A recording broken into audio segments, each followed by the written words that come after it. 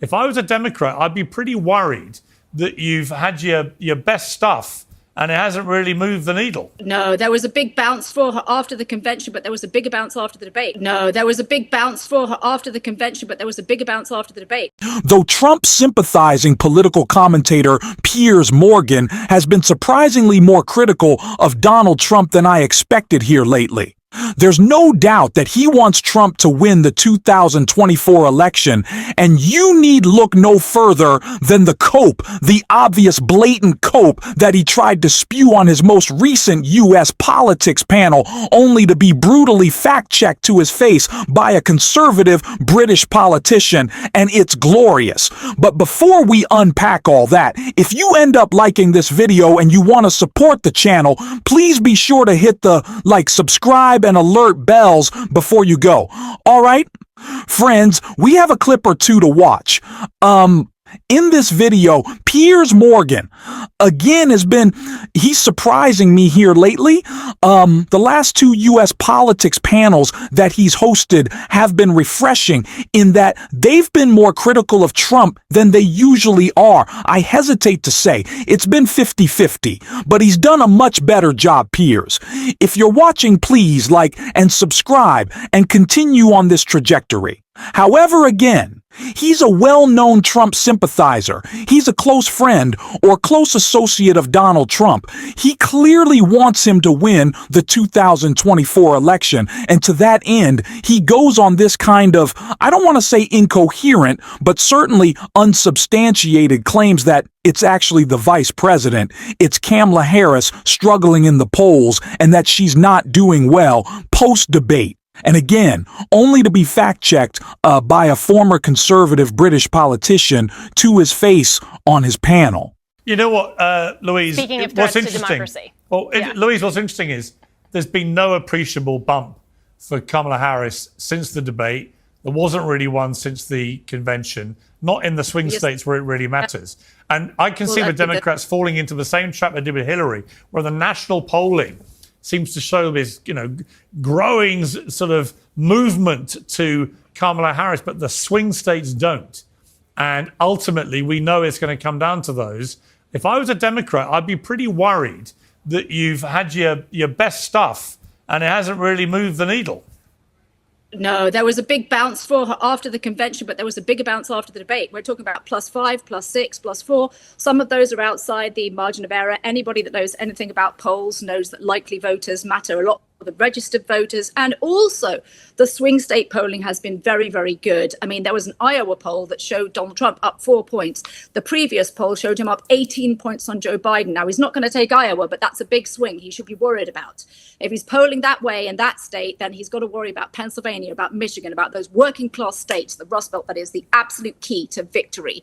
And I would much, much rather be Kamala Harris than I would be Donald Trump electorally right now. There is a reason that he said, I hate Taylor Swift, and it's that somebody showed him internals and showed him new registrations, new voters coming in through that link that she put out to vote.com. Some say 300,000. The last two close elections were decided on 50,000 votes each over a small amount of swing. So again, this is Louise Mensch, former British politician in the House of Commons.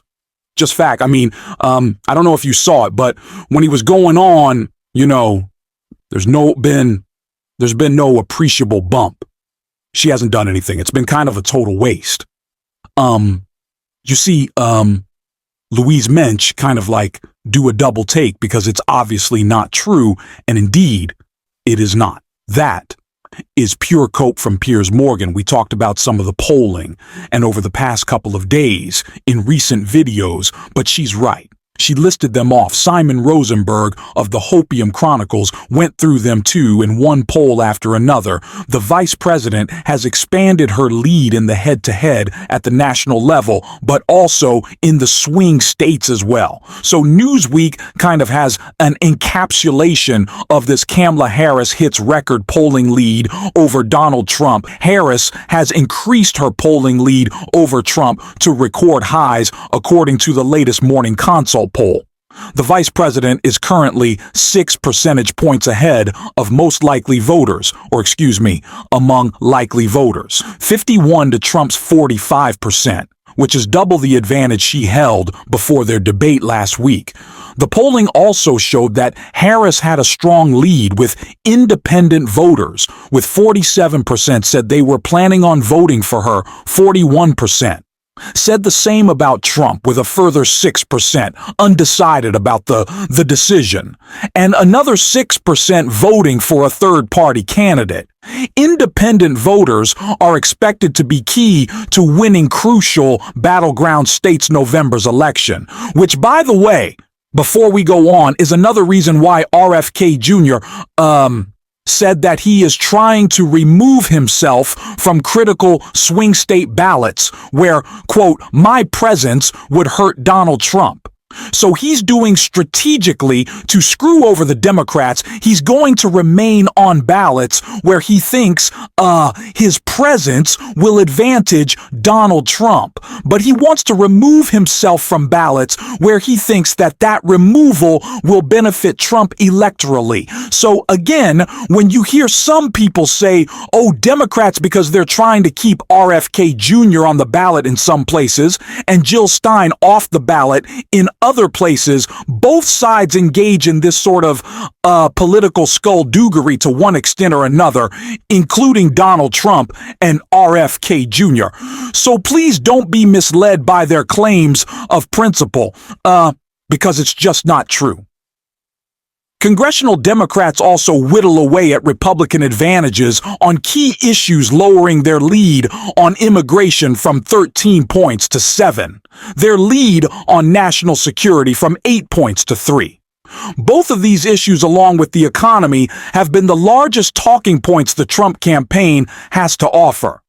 And according to Newsweek's polling tracker, Harris maintains a 3-point lead nationally of Trump, while also leading slightly in Michigan, Wisconsin, and Pennsylvania. But Trump, according to Newsweek, the most recent polls is only ahead demonstrably and slightly in Arizona, but the most recent polls have put Georgia and North Carolina as toss-ups within the margin of error.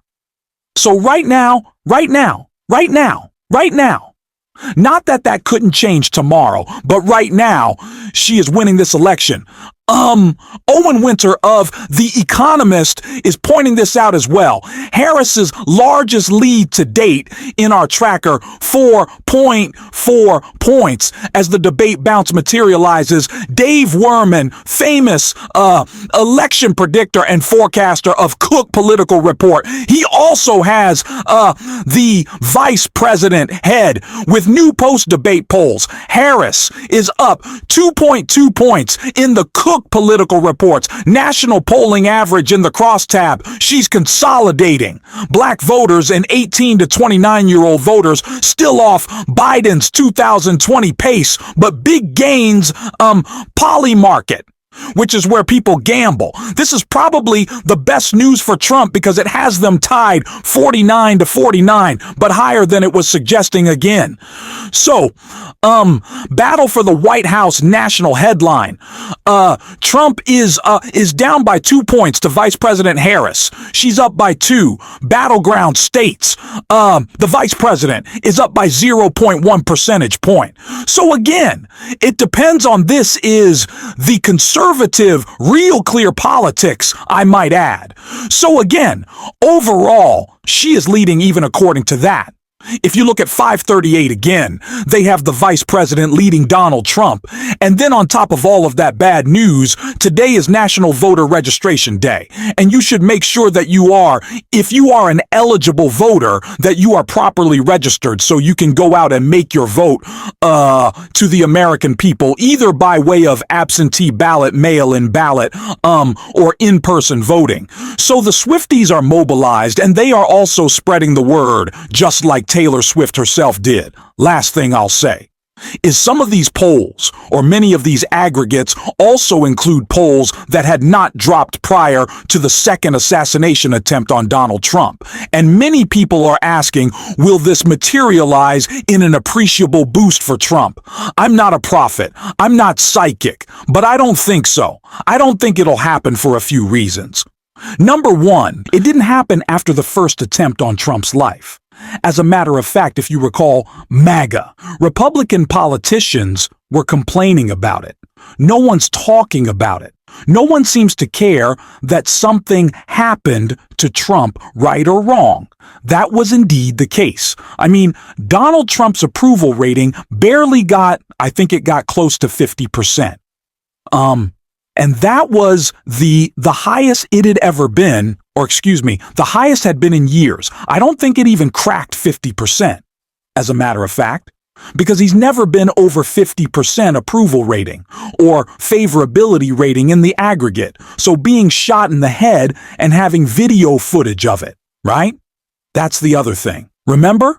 In this particular assassination attempt, not only was he not shot at, he was not shot. The suspect was identified, disarmed, and neutralized and taken alive. And Trump was fine. If not for hearing Secret Service fire, he probably would have never known about this to begin with. So with all these factored in, I know I don't expect that there will be a sympathy wave coming for Donald Trump manifesting in the polls. Because again, it didn't really happen the last time either, and it should have happened. If it was ever going to happen, it would happen the first time, given that he was shot, given that we did see the footage. And it was shocking for everybody, but Donald Trump is so unlikable that it didn't really approve his standing. So perhaps this would change. But I doubt it. I really doubt it. So, yeah. Piers Morgan just got fact-checked to his face again. I understand that he's been more critical of Trump lately, but please don't doubt it for a second. He wants Trump to win, and him being confronted with the facts that right now Trump is losing.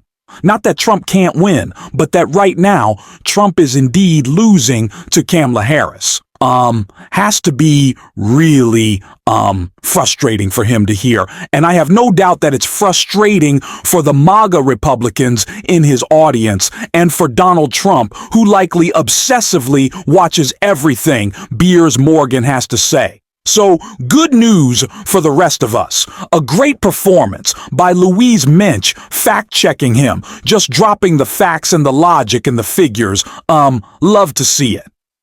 In the meantime, you let me know what you think in the comments.